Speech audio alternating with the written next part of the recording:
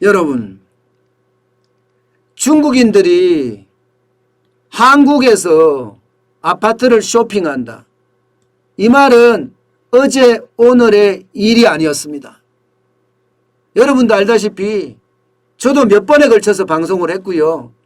또 언론에서도 몇 번씩 중국인들이 대한민국에 대한 부동산을 습격한다, 이런 이야기까지 나올 정도로 난리도 아니었습니다. 여러분도 아시잖아요. 도곡동 타워팰리스 펜트하우스 407.96제곱미터 이거 그냥 대출받아서 89억 원을 외국계 은행에서, 중국 현지 은행에서 대출받아 다 샀다고. 우리 같으면 불가능하죠. 15억이 넘으면 대출이 안 되잖아요. 그래서 부동산 시장에 왜곡이 일어난다, 이런 이야기를 여러분 아마 엄청나게 제가 했습니다. 실제로도 말입니다. 통계로도 이제 잡히기 시작합니다. 오죽했으면 여러분, 국세청이 국세청, 지금까지 통계로 안 잡힌다고, 각 나라별로 통계로 안 잡힌다고 이야기하던 국세청이 통계를 냈어요.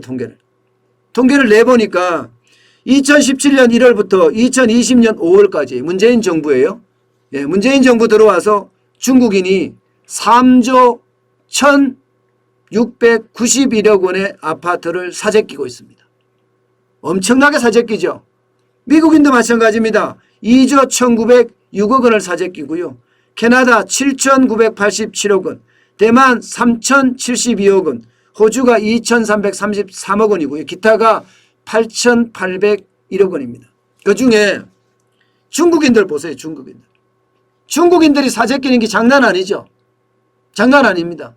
이런 통계는 아마 지금 나라별로 이렇게 아파트가 났다는 건 처음 나왔을 겁니다. 아마 처음 이렇게 나왔을 거예요. 옛날에는 어떻게 나왔느냐? 이렇게 나왔습니다. 이렇게. 실제로 지난 1월에서 9월까지 실제 외국인으로 나왔어요. 외국인이 얼마를 샀느냐? 2021년에는 부동산이 16,405건이에요. 굉장히 많죠. 근데 여기서 부동산의 방점이 있어요. 이거 부동산은요, 아파트만 들어가는 게 아니라 빌라, 아파트, 토지, 땅, 건물 다 들어갑니다. 그것도 건수로 들어가고, 건수도 이거예요. 사고팔고가 다 들어갑니다. 사고팔고가. 그러니까 늘어난 건 확실한데 누가 늘어났는지는 알 수가 없었어요. 그동안 알 수가 없었어요. 2020년에도 15,727건 진짜 많이 늘어났잖아요. 그죠? 진짜 많이. 2019년 대비해서도 많이 늘어났고. 그런데 이게 누가 어떻게 사는지를 몰랐는데 이제는 국세청에서 이렇게 만들었어요. 왜 만들었을까요? 여러분? 이게 국민적 저항이 지금 되게 심하잖아요. 이제사 정부가 대통령 선거를 앞두고 있으니까 이게 중국인이 부동산 쇼핑을 해서 대한민국의 부동산 집값을 올린다, 중국인들을 몰아내야 된다, 뭐 이런 이야기까지 나올 정도로 난리도 아니잖아요. 사실이요. 왜? 몰아내야 된다는 말은 중국인을 몰아내자, 우리가 국수주의자가 돼야 된다는 뜻이 아니라, 제 말의 정확한 뜻은요, 우리와 똑같이 상호주의 원칙을 적용해야 된다는 거예요. 부동산에 관해서 우리가 중국에서 못 사잖아요. 땅 자체가 국가 소유잖아요. 그럼 우리도 그렇게 해야죠. 상호주의 원칙. 캐나다나 뉴질랜드 다 똑같이 하고 싱가포르도 다 똑같이 했습니다. 근데 왜 우리만 온통 재산권을 다 넘겨주나요? 땅도 그렇고 건물도 그렇고. 그거 안 된다고 이야기하니까 이제사 지금 나서는 모양새. 나서서 좀 바꿔보겠다, 이런 생각이에요. 근데 사실 여러분도 알다시피 외국인은요, 외국인이라고 제가 달아놨긴 했는데요, 중국인으로 달자고요. 중국인은요, 모든 게 다 프리예요. 프리. 대출받는 거 얼마든지 받을 수 있어요. 세금이요, 취득세, 보유세, 양도세, 중과 다 피할 수 있습니다. 왜 피할 수 있냐고요? 여러분, 중국인의 예를 들어서 가족이 4인 가족이라고 치자고. 4인 가족. 4인 가족이면 중국인 부부와 자녀 부부 이렇게 나누자고요. 그래서 이들을 각각 등록하는 각각. 이 남편도 집을 한 채 사고요. 주소를 달려서 아내도 집을 한 채 사고요. 자식도 집을 한 채 사고요. 또 하나의 자식 예, 또 하나의 자식도 집 한 채 샀어요. 네 채를 샀어요. 네 채.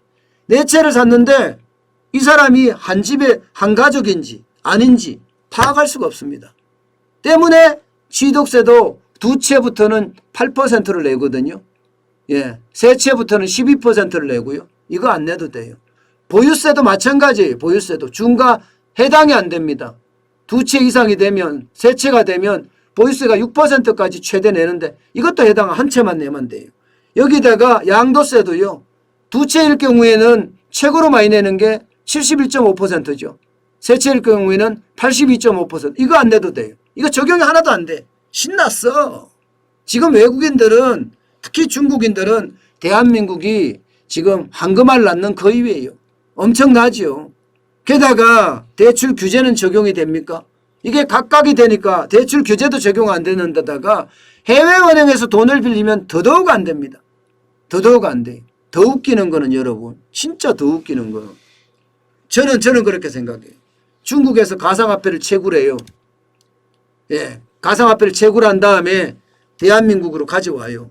그런 다음에 그 가상화폐를 예, 우리 거래소를 통해서 현금으로 바꿉니다. 그리고 그 돈으로 아파트를 사요. 와, 이거는 충격 중에 충격이에요. 여러분, 가상화폐가 뭐예요? 내재 가치가 없으면 아무 쓸모없는 거예요. 아무 쓸모없는 거예요. 저는 내재 가치가 있어야지 쓸모가 있다고 생각을 하거든요. 그런데 내재 가치 없는 걸 가지고 온다고 생각하면 물론 그들이 갖고 올 때 뭐 비트코인이나 이더리움이나 뭐 이런 걸 가져와서 한다고 세금 하나도 안 내고 가져와서 현금으로 바꾼 다음에 그 돈으로 아파트를 사서 돈을 더 불린다. 이런 망할 일이 생기는 겁니다. 이런 망할 일이. 그러니 대한민국이 지금 예, 집값이 이렇게 올라가고 있고 난리죠. 예. 게다가 검은머리 외국인이라고 이야기하면서 편법과 탈세를 하고 있다는데 과연 검은머리 외국인이 얼마나 되겠습니까? 지금 중국인이 들어와서 우리나라 부동산 시장을 휘젓고 있는 걸 생각하면 이것은 어쩌면 충격이에요. 충격. 이제 와서 정부가 이제 뭐 외국인들이 환치기 하니까 이거 제대로 좀 잡아야 되겠다. 이렇게 이야기한다는 거. 그리고 통계도 예, 각각 통계를 내겠다는 거예요. 부분지 아닌지 이런 것까지 통계를 내서 만약에 그 통계가 그 신고 내용이 틀렸을 때는 거기에 합당한 조치를 한다고 이야기를 하는데 글쎄요. 지금까지도 못했는 걸 이제 와서 한다고요? 이제 와서 국민이 난리치니까 제가 이미 중국인의 부동산 쇼핑을 언제부터 이야기했나요? 아마 작년 초부터 이야기했을 거예요. 작년 초부터. 예. 그런데도 불구하고 이제 와서 대통령 선거가 다가오니까 이런 예, 쇼를 한다는 자체가 솔직히 좀 웃깁니다. 솔직히. 예. 저는 그런 게 답답해요. 정부가 예, 이게 국민의 원성이 있으면 왜 그런지 따져보고 외국인들에게 대한민국 사람들이 역차별을 받네? 그러면 당장 시정 조치를 했어야죠. 그렇지도 못하고 지금까지 질질 끌어오다가 지금에 와서야 예, 뭐 사태 파악을 한다고 하니 그것만큼 한심한 일이 없다. 저는 그렇게 생각합니다. 어쩌면 진짜 답답한 현실입니다.